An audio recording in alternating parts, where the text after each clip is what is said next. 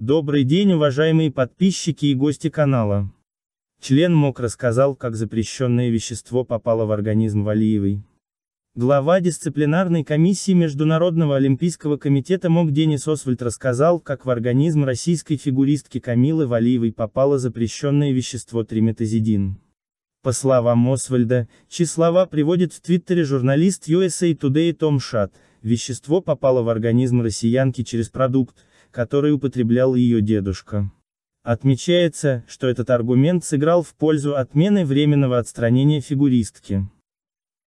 Глава дисциплинарной комиссии Международного олимпийского комитета Денис Освальд, отвечая на вопросы, связанные с делом российской фигуристки Камилы Валиевой, высказался о возможной пожизненной дисквалификации для спортсмена, пойманного на допинге.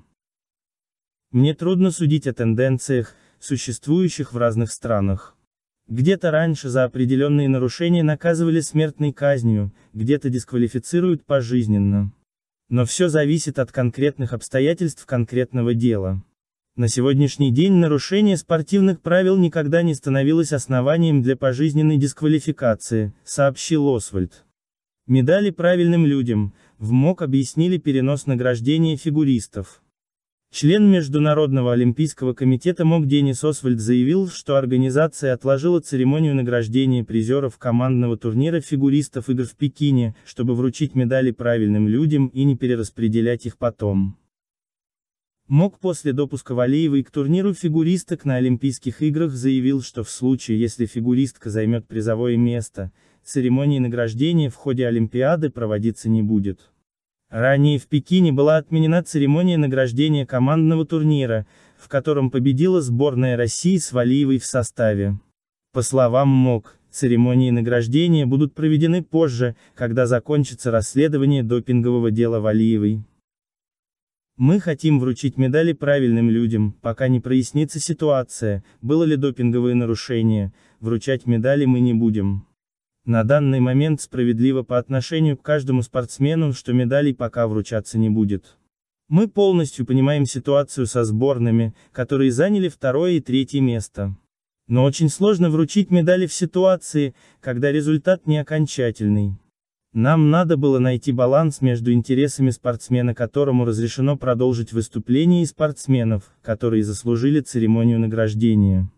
Но с тем решением, что мы приняли, есть уверенность, что непоправимого ущерба не будет причинено. Очень особенная церемония будет проведена, когда определятся окончательные результаты, сказал Освальд. Отстранение российской фигуристки Камилы Валиевой от участия в личном турнире на Олимпиаде 2022 в Пекине могло бы ей нанести непоправимый ущерб, заявил член Международного олимпийского комитета МОК Денис Освальд. В понедельник СЕС сообщил, что апелляции МОК, ИСУ и ВАДА отклонены и принял решение допустить Валиеву к личным соревнованиям Олимпиады.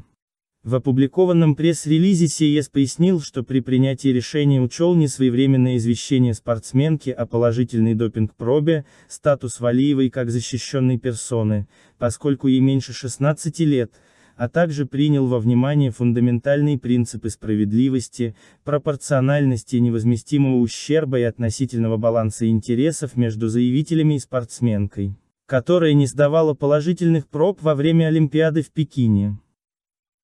Решение было принято СЕС, это независимый орган, МОК-подписант, его решение обязательно для всех подписантов. Пока мы не получили обоснования, мы не знаем мотивов суда. Предварительно главное было то, что если бы атлета отстранили, то мог бы быть нанесен непоправимый ущерб, в то время как если она выиграет золото, медали всегда можно лишить. Предположительно, это была причина, мы должны уважать это решение, сказал Освальд. Ни один закон не предполагает пожизненного отстранения, и в то же время дело продолжается, окончательного решения не принято. Дисквалификация явно не пожизненная, будет наложена только когда примут решение, допинг это или нет. Санкции на окружение могут быть наложены только после того, как ВАДА проведет расследование. Когда спортсмену 15 лет, естественно, действия окружения будут расследованы, добавил он.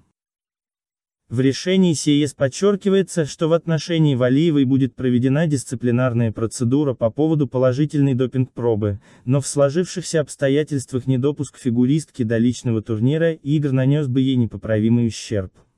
Также в СЕС отметили, что комиссия не рассматривала в деле россиянки вопросы, связанные с командным турниром на Олимпийских играх.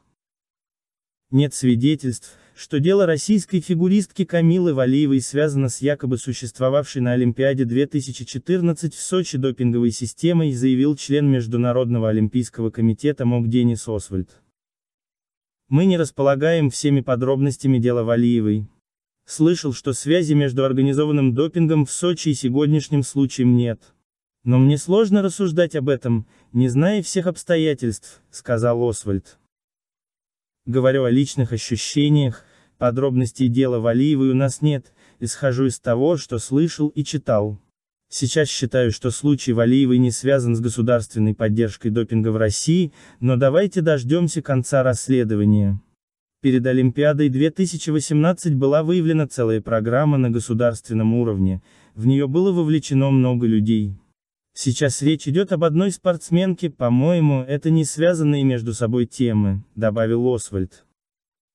В 2016 году были опубликованы две части доклада независимой комиссии Всемирного антидопингового агентства ВАДА, под руководством Ричарда Макларена о применении допинга российскими атлетами. Утверждалось, что более 1000 спортсменов были вовлечены в манипуляции с допинг-пробами на разных турнирах в 30 видах спорта, в том числе на Олимпиаде в Сочи, и что в России якобы существовала государственная система поддержки допинга, покрывавшая атлетов. Позже МОК создал две комиссии для перепроверки данных из доклада Макларена.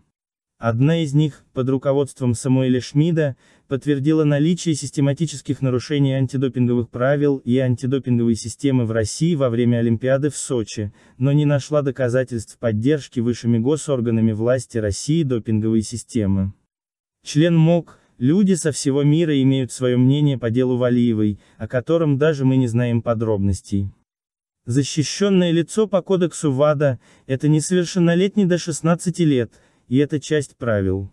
И Валиева пользуется преимуществами этих правил, в том числе это отражено в решении СЕС.